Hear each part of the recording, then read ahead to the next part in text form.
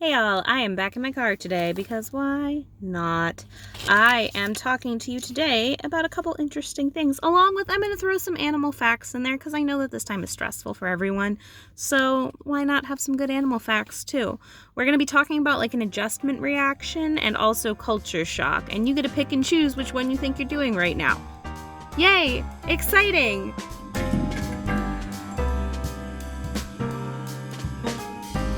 First animal fact, just to roll things along. Did you know penguins search for a special rock to give their significant other as a proposal rock? That's so cute. Okay, now that we're on that, pretty happy page, let's talk about adjustment reaction. So, the adjustment reaction actually happens to us all at a couple different points in our life, but it can also happen at any point in our life, besides just the main ones. The main ones being adolescence, midlife crisis, and late life. So the adjustment reaction is something that happens usually after 3 months of something, and it usually ends around 6 months of something. And it's when you're trying to adjust to the situation around you. Hey all, Jocelyn from the future here. I got things a little mixed up when I was reading it. Adjustment disorder starts within 3 months of a stressful event. So that is not, it takes 3 months before it kicks in. And it usually lasts no longer than 6 months after the end of a stressful event. Chronic adjustment disorder can continue for more than 6 months. I would say that if you're grieving something, you're bound to have an adjustment period as well. WebMD says it includes feeling hopeless, sadness, frequent crying, anxiety, worry, headaches, palpitations, withdrawal or isolation, absence or pattern of absence for regularly scheduled activities like school or work, new or uncharacteristic destructive behavior, appetite change, sleeping problems, and tired without energy. Oh, and also increase in I guess you could say altered state of mind, substances, alcohol, drugs, things like that. So it's also known as a stress response syndrome or potentially adjustment disorder. I know a lot of people right now who are feeling a lot of those things, and it's like you're trying to adjust to the world around you and how it's drastically changed and all the stressors that are all of a sudden there that weren't there before. And this, longing for things to just be normal again, but knowing that when they're going back to normal, it's just not going to be normal. And when I started thinking about that, I also started thinking about culture shock. There's a lot of people who are similarly reacting to that definition. Oxford Dictionary describes culture shock as feelings of disorientation experienced by someone who is suddenly subjected to unfamiliar cultures or ways of life or sets of attitudes. Let's throw another animal thing in here because I think you guys deserve it. Deserve to feel happy. So a group of hedgehogs is called a prickle. That's pretty cute. Culture shock can be pretty prickly too. But, a group of hedgehogs is a lot cuter than culture shock. So, horizonsunknown.com, which I'm pretty sure is like a travel blog, talks about the 5 different stages of culture shock. This includes the honeymoon stage. It's when you go to a place and you're like, oh my gosh, everything is great. It's so different, but it's so great. Oh my gosh, siestas? Yes. Why don't we have siestas? It's awesome. So it's the part of the trip where everything is just wonderful. It's the honeymoon stage, Everything is great and there's not really any problem with that. Some people don't really hit the honeymoon stage. They're right into, why is this not like the stuff that I was dealing with? And that's all right. That's a perfectly normal response. In any situation where you're introduced to a lot of stressors, people are going to react in a variety of ways. Not everyone is going to deal with it the same. If you think about people with autism, you'll notice that a lot of times they're very set in their patterns, and when they have to go into a situation or change up their daily routines, it can be really difficult for them. They're very sensitive to different stressors. They're very sensitive to atmospheric changes around them, and that is okay. And it is okay if you are also experiencing that and don't have autism. It's okay if you feel fine right now. We just all have to understand that people around us are feeling a little bit differently, and that's okay too. To listen to each other, understand what we're going through, and kind of carry on that way with kindness and compassion and a little bit of empathy as well. On that note, let me do another animal fact. Seahorse mates travel holding their tails.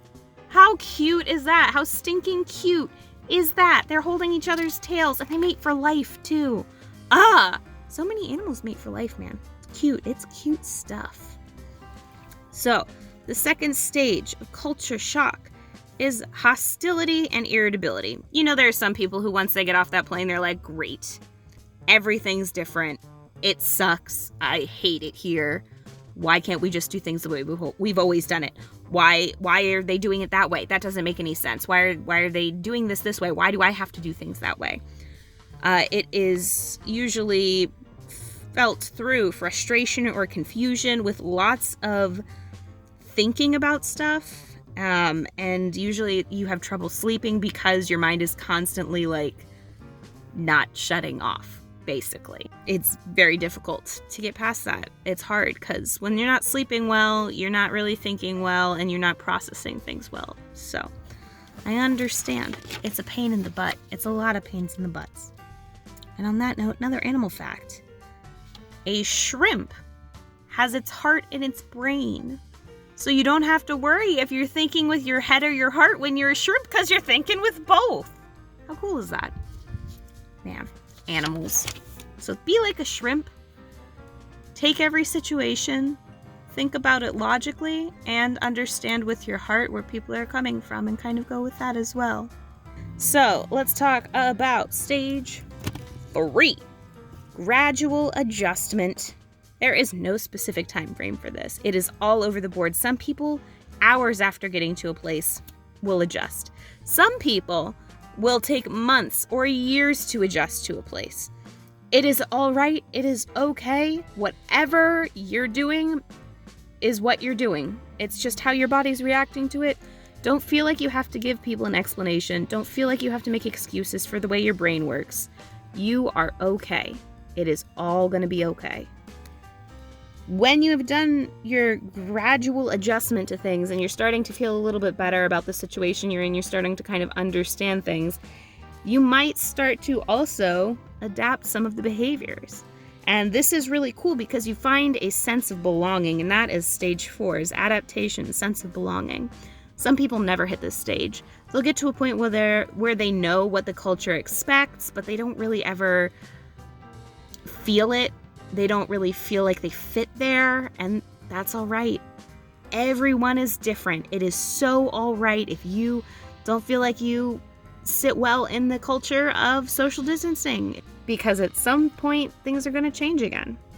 That can be a really scary thought, but it can also help get you out of a real big funk if you're like, this social distancing thing is really cramping my style. It is so not working for me. That's okay. It's going to change. And for those of you who are like, social distancing is great, I love it, there's probably going to be a lot of stuff that sticks around that you'll be able to utilize from this experience. There's always little things that we can take with us and bring with us into our new realities, and that's going to help us adjust and help us get over some of the culture shock or some of the adjustment reaction that we have with it ourselves. And on that note, let me take another little fun animal fact. Number 5.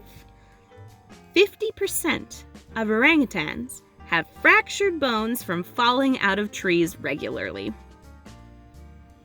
But you know, that doesn't stop them from getting back up in that tree. That doesn't stop them from hanging out in that tree and having fun. And that doesn't stop them from living in that tree, because that's where they live. They live in trees, and they love trees.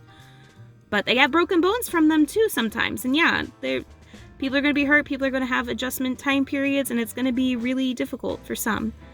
And we just have to work together, be together, because we are all one big community. And if you didn't notice by now that I pulled all of these different animal facts because they actually mirror a lot of human interactions, then I'm telling you right now, I pulled these animal facts together because they mirror human interactions. We're not so different, even if we're a penguin, or a hedgehog, or a seahorse, or a shrimp, Or orangutans. I just realized that group of humans is not called a prickle. We are all animals, but we're all animals together. We all have a unity within us that we can kind of reach out and help other people. There's a lot of good happening in the world. Don't let all the scary stuff stress you out. Find the little bits of normalcy and figure out how to adjust on your own time. And when it will be time for us to kind of open the gates again, stage 5 of culture shock, because there's one more stage, re-entry travel shock. That means going back into the environment that you were familiar with before. Yeah, and you get like reverse culture shock again because you finally adapted. You finally have understood where you're coming from and where you're going to and all that. And you would think it would be really easy to just go back to normal, but sometimes when you learn new things that you like better, your normal changes a little bit, and that's all right. Re-entry travel shock is spooky and very difficult, but you went through it once already. I know you can do it again. And to a degree, I feel like it's a little easier because once you get your routine back down, you can integrate some of the stuff that you've had before with some of the stuff that you learned on your journey, and you come out actually having a better idea of how the world works. And I think that this whole thing is the same exact situation. Don't sell yourself short. You are a smart, intelligent human being. You can do this. And if you feel like you can't do it, why don't you try thinking with your heart head, like a shrimp? Because logically, if you've done it once, you can do it again. Even if you don't feel like it, you can do it again. I believe in you. I hope you guys have a good day. I hope that you come back to watch some more videos. Every Thursday is when I post videos.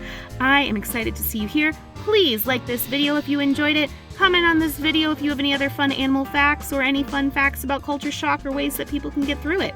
Also comment if you think that it might be more of an adjustment reaction thing and prove your point. I want scientific evidence only. All right. I will see you back here next Thursday. Have a nice day, everyone. Bye.